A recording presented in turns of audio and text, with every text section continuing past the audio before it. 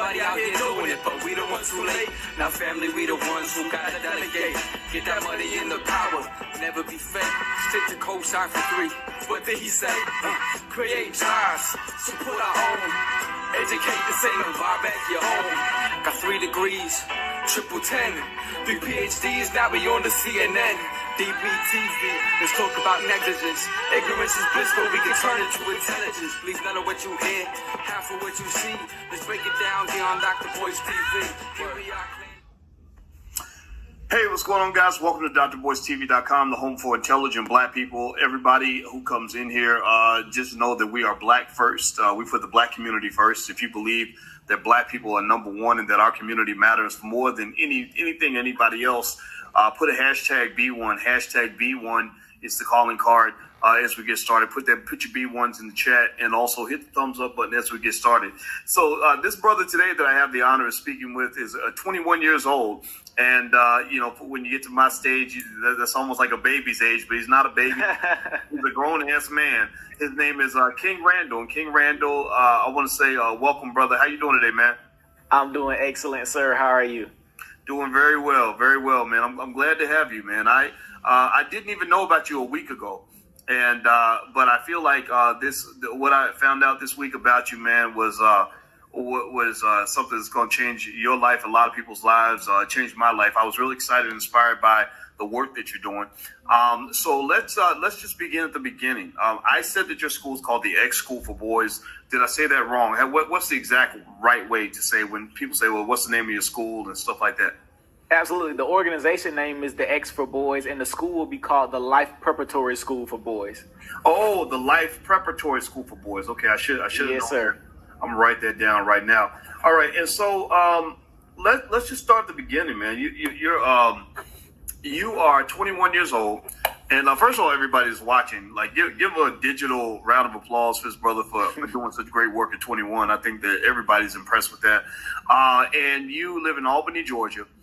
And you decided to start a school. And that's been a big conversation in the black community for a lot of years because you got a lot of people starting schools, some more successful than others. Tell us about that. And how did you even get to the point that you're at right now?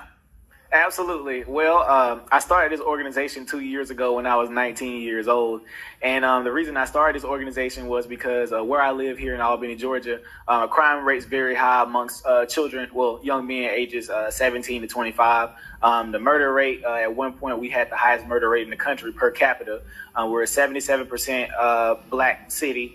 And this is also a city that Dr. King failed in. He came here, went to jail, and said he'd never go back. And we have a lot of issues here in our city, and I definitely wanted to tackle those issues while I was here. And I'd go to different community meetings and things like that, and nobody really wanted to get on the ground and do like the work that I wanted to do. So I decided that I was going to start a program called the X for Boys. We started doing field trips. I started taking young men on field trips, and we went to Atlanta, Montgomery. I mean, we've been to like any Black History museum in the Southeast you could think of. So we went to all the museums. Then I started doing workshops, teaching young men how to change oil, how to change brakes. We did automotive repair, home improvement. I taught them how to change ceiling fans, toilets, flooring, sheetrock, you name it. So I started doing these things, and during the summertime of 2019, I lost my job. And at that time, I think that was God trying to let me know you need to go ahead and do what it is that you're supposed to be doing. So I started a summer camp during that summer. Now, mind you, I was broke. I ain't had no money. I had my own house and stuff, but I was broke at the time.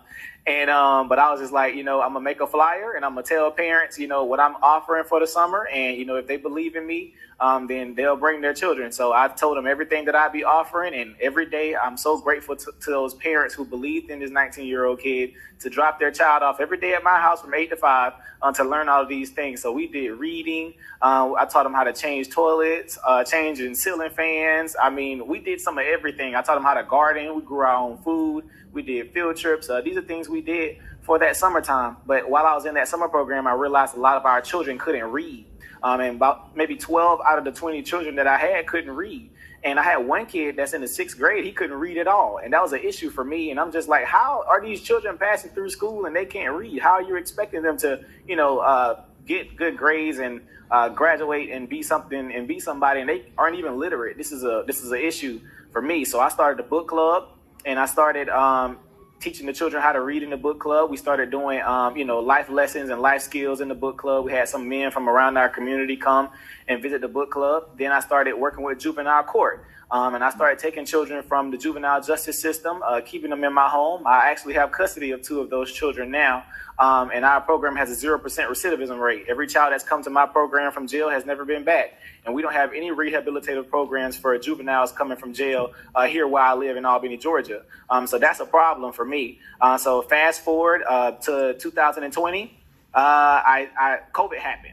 And so I had to kind of pause everything that happened, that was happening for our program. I had to pause book club, pause our bowling team, pause everything we had going on because I didn't know what was going on. But when the summertime was rolling around, parents were just like, can you please do something for the kids? And I was just like, well, if I do something for the boys, they got to come live with me. And they was like, okay. So I went and bought some bunk beds. I put them in my living room and we made it happen. And at the time, I didn't have the most fun, so we was eating hot and ready pizzas, beanies and weenies, noodles and sandwiches, but I was still teaching. I was still teaching them during that summer, and we built so many bonds. I mean, we done got caught on the side of the road with no spare tire and all that. I mean, we had so many stories, but I was just dedicated to, teaching them, and they loved me to death, for everything that I taught. So during that summertime, I posted one tweet on Twitter because people were telling me I should start posting what we were doing because I wasn't posting like that. And I posted us doing some sheetrock at an apartment complex, and it went viral on Twitter.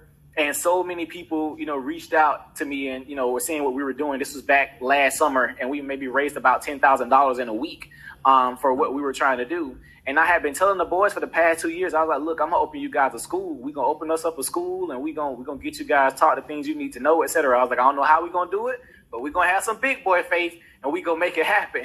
So that happened. We got invited to the White House. We got chastised a little bit for that because Donald Trump invited us, of course, but he didn't post no pictures with us, didn't try to use us as no pawns or anything, but people were upset about that. But I was telling them, I'm like, these kids who never been anywhere, who never been on any trips, never been on a plane, never really been outside of our city, come from jail, have these records and stuff, and for them to get invited to the White House for the work that they're doing, that's a huge honor, regardless of who's there. If it was Joe Biden, nobody wouldn't be mad. So why is it an issue?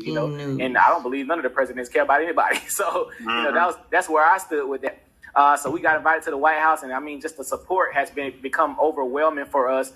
And our support base is so diverse. Like I'm talking about, we have white conservatives all the way down to people in the Nation of Islam. I mean, the Hebrew Israelites to super white Trump supporters, whatever. People support what we're trying to do because the message is universal for doing for self.